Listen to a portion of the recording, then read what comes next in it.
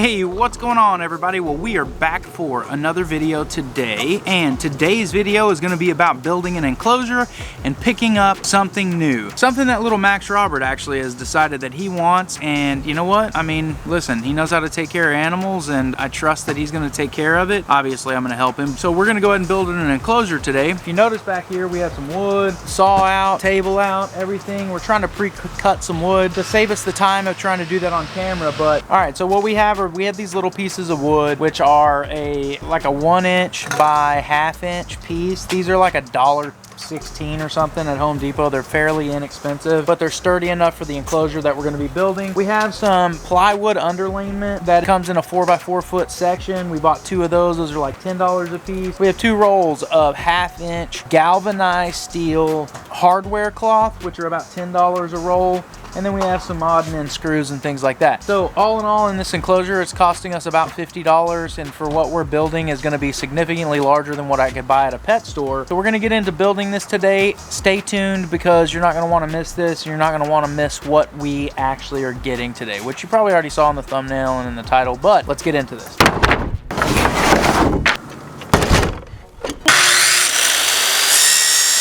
All right guys, so what we're gonna start with is we're actually gonna be building the top as the very beginning of this. And we're gonna make it 4 foot long by 2 foot deep, and then it'll probably be about 4 foot high. So we're gonna start with building the top, and the first thing that we're gonna do, we cut this down, these pieces down to fit this top, and we're gonna start by connecting these together. And really what I'm gonna do here is I'm gonna start with some pilot holes, and that's just simply because this wood is only a ½ inch thick, so sticking a screw through it may result in it splitting. So we're going to start with a pilot hole, and then we're going to get a screw in it. All right guys, well, we have the base kind of structure built here, and we're actually building up on the sides a little bit and on the front, so we can go ahead and get this thing wrapped with our hardware cloth. So we're going to build up these sides, and we're going to get this hardware cloth on here now.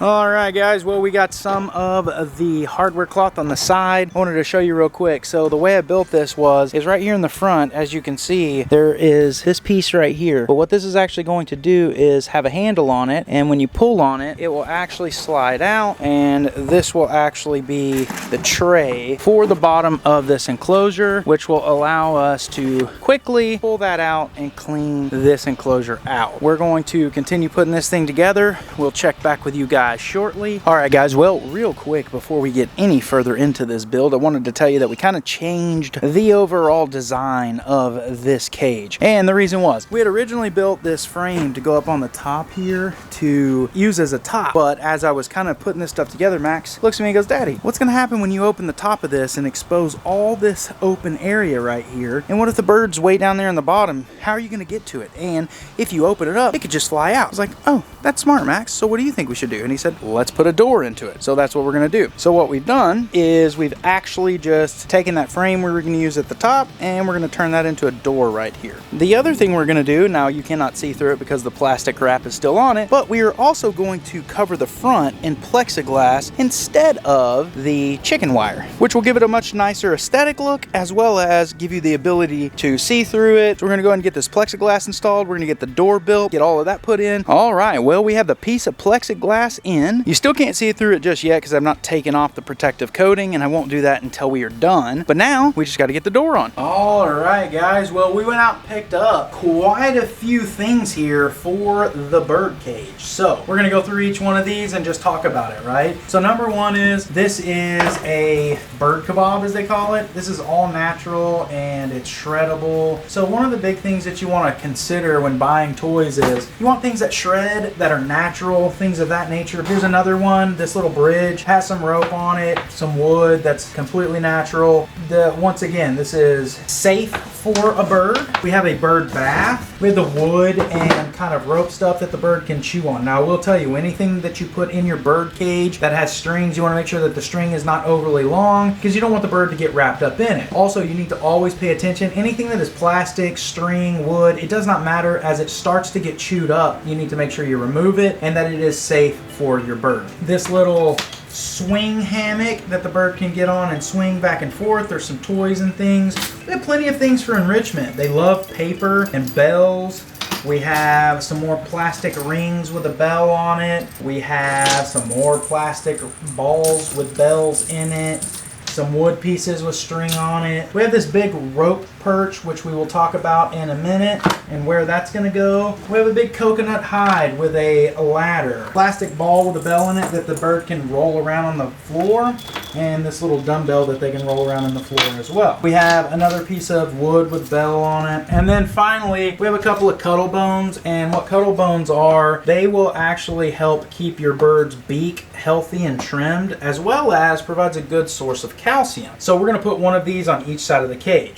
Now, before we get into this, I want to talk about the cage itself. So the cage is done. We also put perches on the outside of the cage. That way when the bird is outside of the cage, and also the bird is in my room, so the only place that it can go is right here. Now granted, when the bird is out, the fan's going to have to be off, but we want to be able to make sure that it has a flight area that is safe for it, and this is perfect for in here. Technically, this cage is big enough as a flight cage. The bird will be able to hop from perch to perch. We're going to go ahead and get some structures up in the roof here. We have this big huge piece of manzanita wood that's actually going to go inside of this cage as a perch. So stay tuned for this. I'll probably run a time lapse so you can see how we set all this stuff up. And sorry about the lighting, but the lighting in this bedroom is terrible. So we're going to start doing that now. So stay tuned. Alright guys, well, we have finished the cage. The only thing that we are missing are our food bowls. We're going to be picking those up very soon, but let's take a tour of this thing. In fact, before we do that, let me take this plastic off. Do you want to help me pull this plastic off, Max? Yeah. Alright, so start pulling from the corner there. Keep pulling, and pull, pull, pull. And we gotta pull the other side off. Yes, we do. Go inside and start pulling on the inside. Oh, that's so hard to get in here. I know. But it's really cool. Start pulling. Alright guys, well, we have the plastic off of the window. So let's go ahead and take a tour of this thing. So what we have here is we have an external perch with a cuddle bone. The cuddle bone is nice because it'll allow the bird to trim its beak, keep its beak nice and short and healthy, as well as it provides a very important nutrient for them, which is calcium. We also right over here have another external perch, so when the bird is out, it can have places to land. It'll also be able to land on top, but as we open this up, we'll use this perch as the handle. We open up the door, and inside here, we have another perch here that is of different size with another cuddle bone.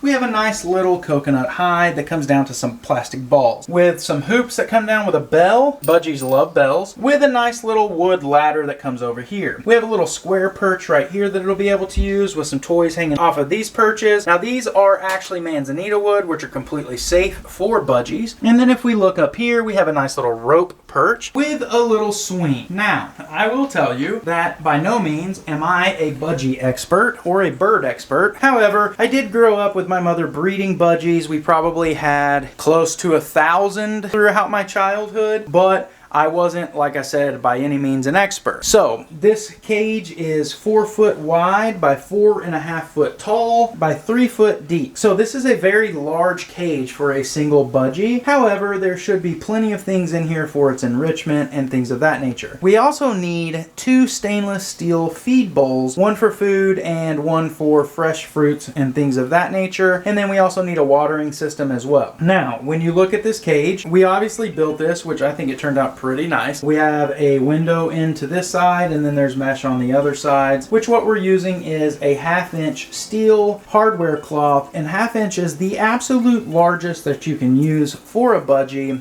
so it does not get stuck in there or get its wings stuck. So as you can see, there's a tray system, so this will actually allow us to quickly clean this cage without having to remove the bird. We can put some sort of, as a fish keeper, I will call substrate in the bottom of this cage, which will allow the bird to mess with paper and things of that nature, as well as keep the bottom dry and clean. And then we'll just simply pull this out and be able to dump it and clean it off. I, by no means, neither is Max, a professional budgie keeper, so if there is anything that we need to add or take away, I completely listen to my subscribers' input and feedback, so please let me know. Also, let me know in the comments, what do you guys think about this cage? I personally think it's pretty awesome. What do you think, Max? So good. So let me know what you guys think. As you've seen in our cage, we do not have a grate in the bottom. And after doing some research, basically it says that if you don't have a grate in your tray system, that you should use some sort of a soft paper bedding. Well, luckily for us, we also have hamsters, which means that we have this natural paper bedding that is unscented and it's soft. So this is what we're going to be using today. All right, so what we've done is we've actually covered the bottom tray system with some Carefresh bedding, is what it's referenced to online. But basically what it is it's a scent-free paper product that you use in small animal cages, and this is actually safe for them to tear up and such. So budgies actually like to forage for their food. So one of the things that we're going to do is we're actually going to place their food bowl on the ground, because after doing some research, they spend most of their time on the ground searching and foraging for food and eating from the ground. So we're going to go ahead and place their food down here, and what I have gotten are little stainless steel bowls. So what we're using is a pellet-based diet that is specifically formulated for budgies, and if you're not aware of this, you're actually only supposed to feed around 1/4 teaspoon of seed a day, and that's just simply because it's not healthy for them. So we're going to use this pellet-based diet. We also got another silver bowl. This is actually going to be used for fresh fruit and vegetables. For a watering system, we have this little watering dish right up here that's attached to this perch. We also have a watering bath